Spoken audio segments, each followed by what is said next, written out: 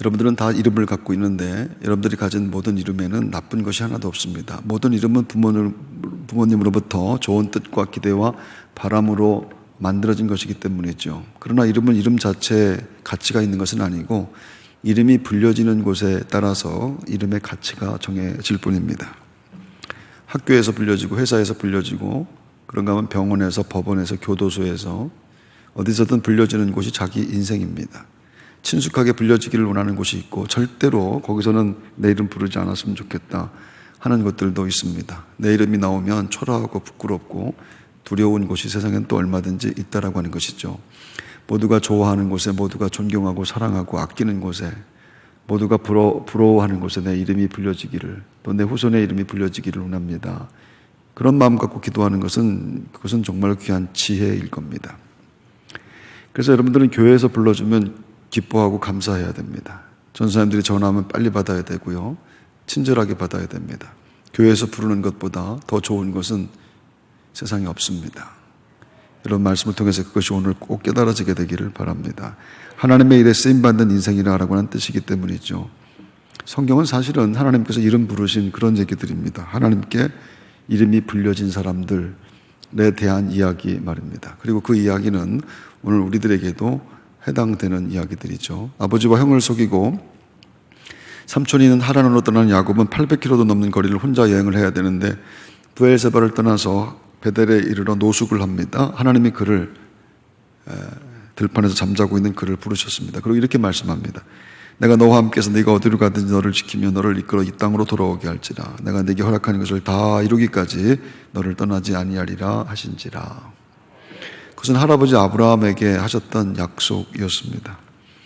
외롭고 또 두렵고 불안했던 야곱은 그 말씀에 말할 수 없이 큰 힘과 용기를 얻게 됩니다. 하나님의 이름을 부르시고 내 이름을 부르시고 일방적으로 하나님이 약속을 하셨습니다. 그리고 성경 역사에 등장해서 쓰임받는 모든 인물들이 사실은 다 마찬가지입니다. 어느 날 하나님이 내 이름을 부르셨습니다. 애굽 왕자의 신분에서 한순간에 미디안 광야의 목동이 됐던 모세는 40년 동안 양을 치면서 그냥 할 수 없이 할 일 없이 늙어갔습니다. 80세 할아버지가 된 모세가 호렙산에 섰을 때 그의 이름이 나왔죠. 하나님의 떨기나무 가운데서 그를 불러 이르시되 모세야 모세야 하시매 그가 이르되 내가 여기 있나이다. 모세를 통해서 이스라엘을 구원해내겠다라고 말씀합니다. 이제 내가 너를 바로에게 보내어 너에게 내 백성 이스라엘 자손을 애굽에서 인도하여 내게 하리라. 역시 하나님께서 일방적으로 나타나셔서 일방적으로 하신 말씀입니다. 사사시대 기드온이 미디안 사람들이 무서워서 포도주 틀에 숨어 밀을 타작하던 때도 마찬가지입니다. 여호와께서 그를 향하여 이르시되 너는 가서 이 너의 힘으로 이스라엘을 미디안의 손에서 구원하라. 내가 너를 보낸 것이 아니냐 하시니라.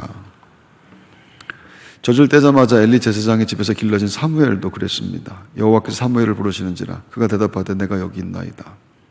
그리고 무엇이든 사무엘이 말하는 대로 다 되었다고 성경은 말합니다. 그 이후로 사무엘이 말하면 사무엘이 말한 대로 다 됩니다. 사무엘이 자라매 여호와께서 그와 함께 계셔서 그의 말이 하나도 땅에 떨어지지 않게 하시니. 아멘 하셔도 됩니다, 여러분. 사울은 예수 믿는 사람들 잡으러 가는 길에 벼락을 맞은 것과 같았습니다. 하늘로부터 빛이 비추었고 소리가 들렸다고 하죠. 이렇게 말합니다. 사도행전 9장 4절. 땅에 엎드려져 들으매 소리가 있어 이르시되 사울아 사울아 네가 어찌하여 나를 박해하느냐 하시거늘. 그때부터 그 다메섹 도상에서 하나님의 나를 부르시는 그 소리를 듣고 나서부터 사울의 인생은 하나님이 주인된 인생이 되어버립니다. 그를 통해서 초대교회 놀라운 복음의 역사가 이루어졌고 그리고 놀라운 인생이 되게 됩니다. 모두가 하나님이 이름 부르셨을 때 시작된 일입니다. 하나님이 이름을 부르십니다. 오늘 말씀을 듣다가 여러분의 이름도 불려지는 해가 꼭 있게 되기를 주의 이름으로 축원합니다.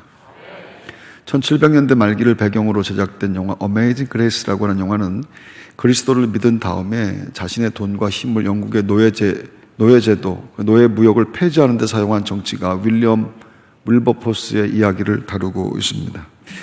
그 영화의 한 장면에서 특별한 장면이 하나 나오는데 윌버포스가 하나님 앞에 기도를 하고 있는데 그의 집사가 기도하는 것을 보고 기도가 끝나자 이렇게 물어보는 겁니다. 그래, 하나님을 찾으셨습니까? 그렇게 열심히 기도하시는데 하나님을 찾으셨습니까? 그 질문에 윌버포스가 이렇게 대답을 하죠. 내가 하나님을 찾은 것이 아니라 하나님이 나를 찾으셨다네. 내가 하나님을 찾은 것이 아니라 하나님이 나를 찾으셨다네.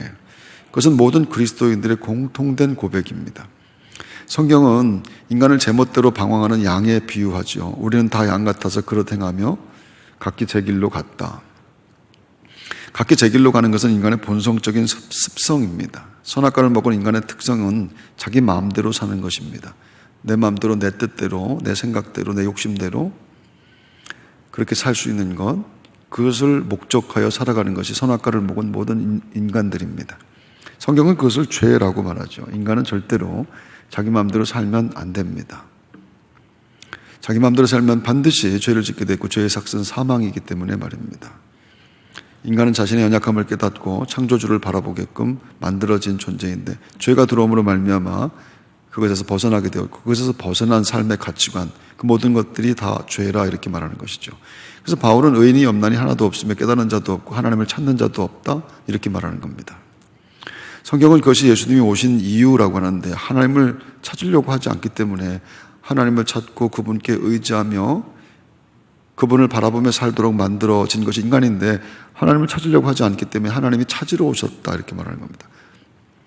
예수님이 이렇게 말씀했죠. 인자가 온 것은 잃어버린 자를 찾아 구원하려 함이니라. 찾아오셨습니다. 윌버포스는 그것을 정확하게 알고 있었죠. 내가 기도 열심히 해갖고 하나님을 찾은 것이 아니라 하나님 나를 찾아주셨기 때문에 내가 기도할 수 있고 예배할 수 있고 또 이와 같은 일들을 할 수 있는 것뿐이라. 하나님이 나를 찾으셨다. 그리고 그 고백으로 인생의 목적이 만들어지는 것 말입니다. 성도는 하나님이 내게 오셨다라고 하는 고백으로 예배하는 사람들이죠. 내가 연구하고 노력하고 수련하고 기도해서 하나님을 찾은 것이 아닙니다. 하나님이 저주와 죽음으로 가던 나를 찾아오셔서 건져주시고 그리고 인생을 바꿔주셨으며 하나님을 향하여 살 수 있도록 만들어주신 것, 그것을 날마다 고백하며 주께로 한 걸음씩 한 걸음씩 나아가게 되는 것, 그게 역사 속에 살아가는 성도들의 삶이라는 것입니다. 예수님께서 그것을 이렇게 말씀했죠. 내가 나를 택한 것이 아니요 너희가 나를 택한 것이 아니요 내가 너희를 택하여 세웠나니 이는 너희로 가서 열매를 맺게 하고 또 너희 열매가 항상 있게 하여 내 이름으로 아버지께 무엇을 구하든지 다 받게 하려 함이라. 성경은 그렇게 하나님이 찾아낸 사람들, 하나님께서 찾아내서 불러 모은 사람들을 교회라고 말하는 겁니다. 구약에서 교회는 카할 그리고 예다 이 두 가지 단어로 표현되는데 카할은 불려진 자라고 하는 뜻이고 예다는 감사해서 좋아서 모인 자들, 그걸 예다라고 얘기를 하는 겁니다. 비슷한 것 같지만 카할과 예다는 하늘과 땅과 같은 차이가 있는데 좋아서 자기의 의지를 갖고 모여진 사람들, 그것이 더 좋은 것 같은데 성경은 그렇게 말하지 않습니다. 카할은 타자에 의해서 부름받은 사람들의 모임이고 예다는 자기들의 의지로 모였습니다. 완전한 성격이 다른 것인데 신약에 와서 그것은 교회와 회당으로 나눠지게 되죠. 교회는 부름받아 모인 자, 회당은 자기들이 공부하려고 연구하려고 자기들의 목적을 갖고 모인 것을 회당이라고 하는 겁니다. 그래서 교회와 회당은 너무 큰 차이가 있는 모임입니다.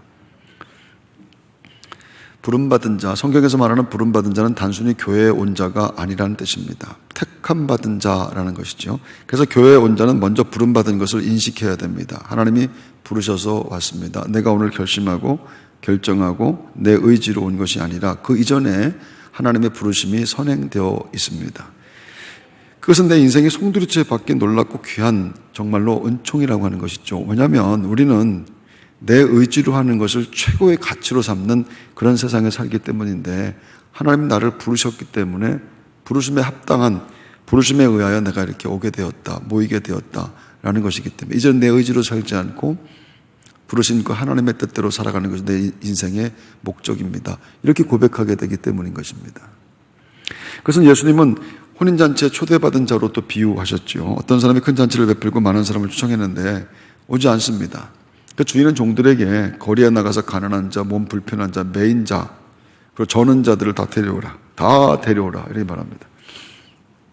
그리고 중요한 말씀, 오지 않은 사람들은 그 잔치의 맛을 보지 못한다. 누가복음 14장 24절, 내가 너에게 말하노니 전에 청하였던 그 사람들은 하나도 내 잔치를 맛보지 못하리라 하였다 하시니라.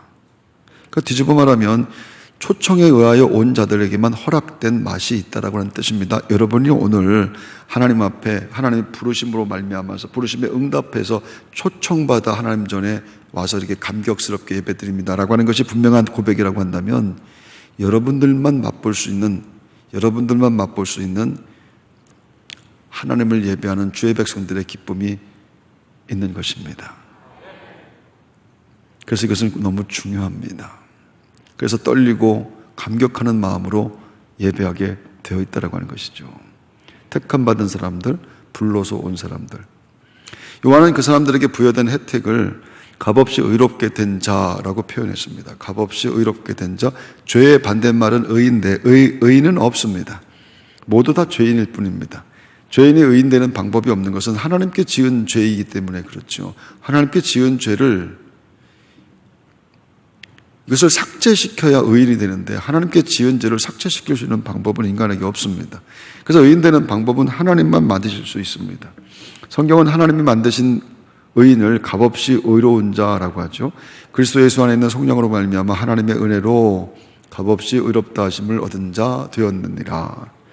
이를테면 그것은 하나님의 의로우심을 나타내기 위해서 값없이 주는 것이다 라는 뜻입니다. 값없이 주는 이유가 하나님의 의로우심을 나타내시기 위해서라. 그래서 의로워질 수 있는 방법은 하나님이 주신 것을 그냥 받는 것뿐입니다.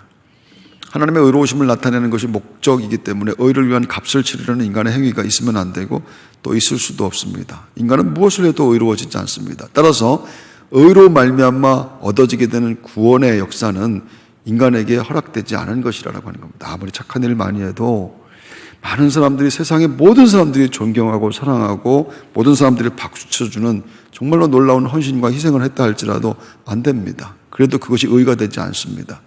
그것이 구원에 이르는 의가 될 수 있는 방법은 인간이 만들어낼 수 있는 것이 아니라고 하는 것이 성경의 말씀입니다.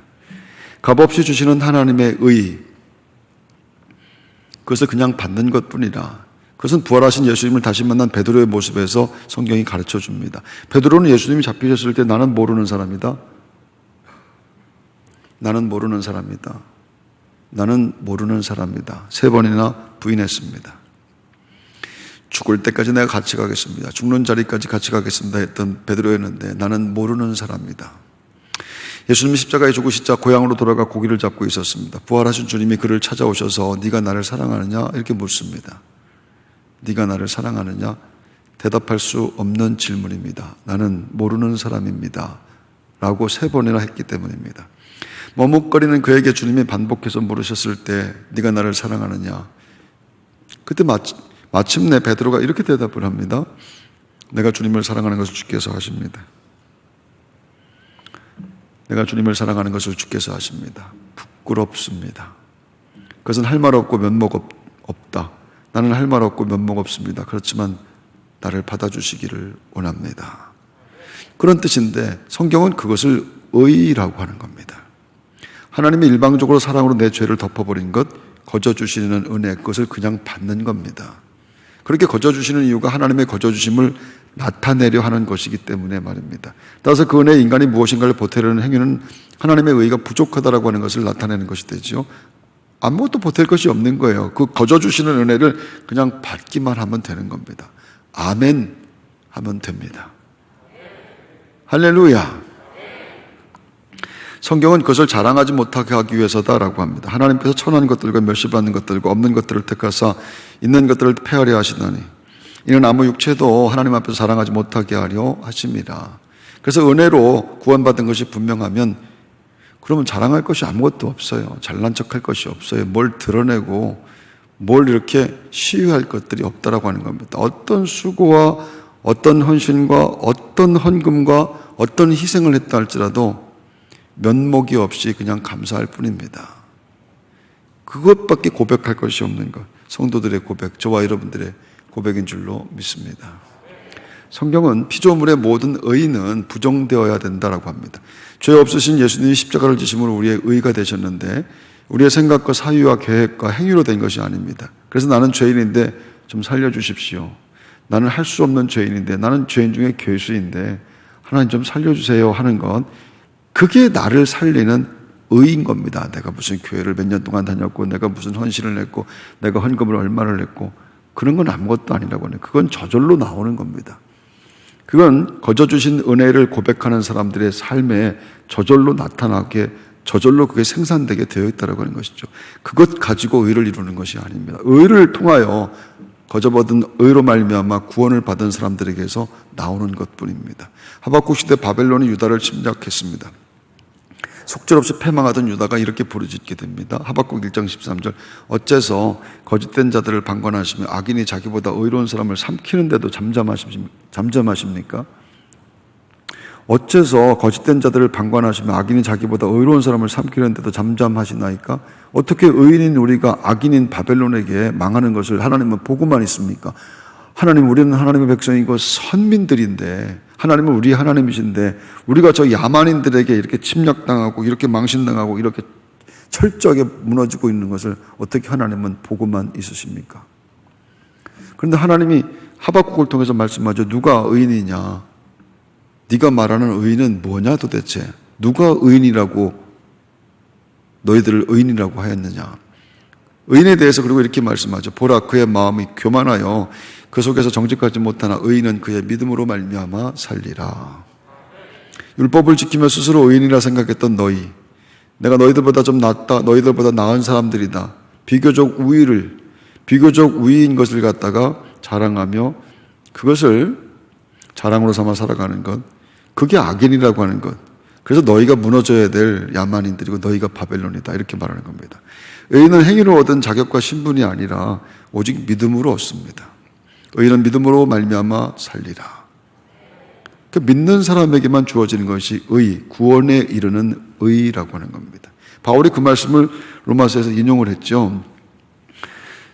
중요한 말씀입니다. 로마서 1장 17절 복음에는 하나님의 의가 나타나서 믿음으로 믿음에 이르게 하나니 기록된 바 오직 의인은 믿음으로 말미암아 살리라 함과 같으니라. 그리고 마르틴 루터가 그 말씀으로 회심하고 종교개혁을 하게 됩니다. 신부인 루터가 고민하고 갈등하고 신부인 루터가 해결할 수 없는 문제, 그게 자기 죄에 대한 문제였습니다.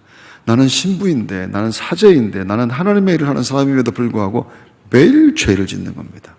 매일 죄를 짓고 마음으로 죄를 짓고 생각으로 죄를 짓습니다. 그래서 그 죄를 어떻게 할 수가 없어서 절망하는데 자기 죄를 해결하기 위해서 몸을 채찍으로 막 때리면서 자기를 막 때리면서 회개를 했는데 아무리 채찍으로 때려도 죄에서 벗어날 수가 없는 겁니다. 또 죄를 짓고 아무리 때려도 안 되는데 어떤 행위로도 의를 이룰 수가 없음을 깨닫습니다. 로마서 1장 17절 믿음으로 말미암아 살리라. 그렇게 마르틴 루터가 그 말씀을 통하여 믿음으로 말미암아 산다, 그것을 깨닫고 오직 은혜이고 오직 믿음입니다 하고 종교개혁을 시작하게 된 겁니다. 값없이 의를 입은 자는 하나님의 살아계심을 의식하고 사는 자라고 하는 그런 뜻입니다. 내가 보상을 하고 내가 대가를 치르고 내가 어떤 행위를 통해서 받을 만한 자격이 주어졌다고 한다면 그러면 하나님의 살아계심을 의식하고 살 필요가 없는 겁니다. 왜냐하면 그것은 내가 땀 흘리고 내가 애써서 얻은 의이기 때문에 말입니다. 그런데 성경이 말하는 것은 값없이 의를 입은 자라고 합니다. 값없이 의를 입었다고 한다면 그러면 하나님의 살아계심을 의식하게 되는 겁니다. 그 의식이 분명하면 삶의 목적이 하나님 영광이 되는 것이죠. 그냥 먹고 사는 거 위해서 살 수가 없는 것이고 자기 욕망을 위해서 살 수가 없어요. 값없이 의를 입은 자, 그 의는 구원에 이르는 길이기 때문에 말입니다. 하나님의 살아계십니다. 신앙생활은 날마다 그것이 날마다 더 분명해지는 것. 아, 하나님이 살아계십니다. 날마다 나는 없어지고 나를 시인하는 것에서 나를 부인하는 삶으로 바뀌어지고 변화되어 가는 것을 신앙생활이라고 하는 겁니다. 오늘 말씀을 통해서도 우리의 신앙생활에 하나님은 살아계십니다라고 하는 그 믿음이 더 새로워지고 분명해지는 은혜 있게 될 줄로 믿습니다. 하나님은 우리가 거저받은 의를 기억하고 하나님을 의식하며 살기를 바라십니다. 그리고 그것밖에 바라시는 것이 없습니다. 내가 살아있다라고 하는 것, 내가 지금도 시퍼렇게 눈뜨고 살아있다라고 하는 것, 내가 너를 바라보고 있다라고 하는 것, 내가 너를 돕고 있다라고 하는 것, 내가 너를 살게 한다라고 하는 것을 의식하며 생각하며 살기를 원하시는 것. 그것이 믿음이며 그 믿음이 세상을 이기는 능력이라고 합니다. 밤이나 낮이나 하나님 생각, 내 인생의 마지막 순간까지 정말로 처절하게 힘들고 어려운 순간에 정말로 너무 깊은 수렁에 빠진 것 같은 때까지도 사방에 정말 원수들이 사방에 병풍처럼 진쳐 있어서 어디로 가야 될지 모르는, 이것이 내 인생의 마지막인가, 우리 가정의 마지막인가, 그렇게 생각되어지는 순간까지도 하나님 생각. 그래서 그 고통스럽고 괴로운 순간에도 찬송이 터져 나오는 것. 그래서 성도가 강한 거예요. 성도는 죽지 않습니다. 성도는 망하지 않습니다. 하나님이 붙잡은 하나님의 사람이기 때문에 하나님이 끝까지 책임져 주셨다고 약속해 주셨고 그 약속을 하나님이 이루어 가시기 때문에 귀 있는 자는 들을지어다. 그게 성도라고 하는 겁니다. 그분은 성도들의 신랑, 그리고 교회의 신랑이라고 합니다. 그분은 신랑, 교회는 신부. 그분은 신랑, 우리는 신부. 죽음에 사는 신부에게 들어온 신랑이 죽음 속에서 신부를 약속으로 우리들을 묶어내셨습니다. 묶어버렸습니다. 신부와 신랑이 약속으로 묶여진 것인데 신부인 성도의 자격과 공로 같은 것은 없습니다.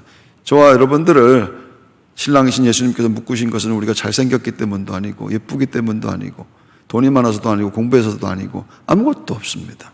어떤 자격과 공로 같은 것이 없다라고 하는 것이에요. 신부를 사랑하는 신랑이 일방적으로 그냥 한 겁니다. 하나님이 일방적으로 내가 그럴 만한 사람이 아닌데 그분이 나를 그냥 그분이 신랑 되셔서 나를 묶어버렸습니다. 신부는 믿음만 필요합니다. 신부의 생명은 교육을 받고 훈련을 해서 만들어지는 것이 아닙니다. 신부가 붙잡은 손을 신랑이 잡아 건져낸다는 그 믿음만 있으면 됩니다. 내가 붙잡은 그 손을 주님께서 붙잡고 나를 건져내신다라고 하는 그 믿음, 그것만 있으면 됩니다. 그래서 은혜라고 하는 거예요. 구원은 은혜를 빼면은 성도들이 받은 구원의 은혜, 구원은 은혜를 빼면 설명할 수 있는 방법이 아무것도 없는 겁니다. 신부인 성도는 자기 스스로가 죽을 죄인임을 의식하고 은혜로 내려진 손을 붙잡습니다. 그렇게 신부를 구원하러 오신 신랑이 온몸의 피를 다 흘리신 것을 기억합니다. 하나님이 자신의 전부를 희생시키심으로 구원해낸 것이 성도, 저와 여러분들인데 그래서 하나님은 성도들에게 못 주실 것이 없다 이렇게 말씀해요. 나는 너희들에게 못 줄 것이 없다. 내 생명까지 내가 너희들에게 주었는데 그래서 성도는 망하지 않아요. 그래서 성도는 죽을 수가 없는 것이고 성도는 초라할 수가 없는 것입니다. 아멘 하십시오. 구원받은 것도 모르고 신앙생활하는 것 또한 어떻게 구원받는지도 모르고 사는 사람들이 얼마나 많은지 모릅니다. 도대체 내가 받은 구원이 뭔지도 모르고 그냥 교회만 다니는 것 말입니다. 하나님이 왜 날 구원했는지 알아가는 것을 신앙생활 이렇게 말하는 거예요. 하나님이 왜 날 구원했는지 조금씩 알아가는 거. 오늘도 말씀을 통해서 하나님이 날 왜 구원하셨는지 그리고 구원한 나를 향한 하나님의 뜻과 하나님의 계획이 무엇일까. 그래서 늘 생각하며 그 생각 때문에 기쁘고 그 생각 때문에 감사한 것은 하나님께서 그 생각을 이루실 힘과 능력도 더하실 것이 분명히 믿음으로 우리에게 오기 때문인 겁니다. 그래서 신앙생활에는 너무 기가 막힌 감사가 있는 것이죠. 그것은 창조주 하나님이 십자가를 지신 너무 기가 막힌 일들로 만들어진 감사이기 때문입니다. 그래서 너무 기가 막힌 감사가 성도들에게는 이렇게 생산될 수밖에 없는 거예요. 은혜를 갚을 능력 없는 자에게 무상으로, 은혜라고 하는 것이 갚을 능력 없는 자에게 무상으로 주어지는 것인데, 그래서 은혜를 고백한다면 그것은 나의 무능력과 무자격, 그것에 대한 확증을 의미하죠. 은혜, 나는 무능력합니다. 나는 자격이 없습니다. 그것에 대한 확증인 겁니다. 은혜를 얘기하는 것은. 그래서 함부로 누구나 은혜를 얘기하지 못하는 거예요. 은혜를 얘기하면서 교만하고, 은혜를 얘기하면서 마음이 높아지고, 은혜를 얘기하면서 건방지고 건방 떨고 그러는 건 없어요. 그건 거짓말입니다. 성도가 고백하는 은혜는 거저 얻은 의, 그래서 거저 부르게 된 찬송이라는 겁니다. 죄로 죽을 수밖에 없던 내게 생명이 오셨습니다. 죄악이 세상에 날마다 죄를 반복하며 살지만 믿음으로 나를 묶어버린 생명이신 그분이 나를 건져내시고 끝까지 나를 지키고 끝까지 기어이 나를 살려내십니다. 모든 사람들이 다 죽었다고 하는 순간에 빠진다 할지라도 하나님은 반드시 살려내십니다. 그것이 소망이고 그것만 우리가 붙잡은 소망입니다. 지난 6개월간 쉽지 않았지요. 너무너무 어려웠습니다. 너무 고통스러웠는데 지금까지 하나님은 변함없이 예비하며 살 수 있도록 하셨고 새로운 소망을 우리에게 또 부어주시는 줄로 믿습니다. 살려내시고 살게 하시는 하나님의 은혜, 영원한 생명의 은혜가 2020년 남은 시간에도 여러분 모두에게 넘치게 되기를 주의 이름으로 축원합니다.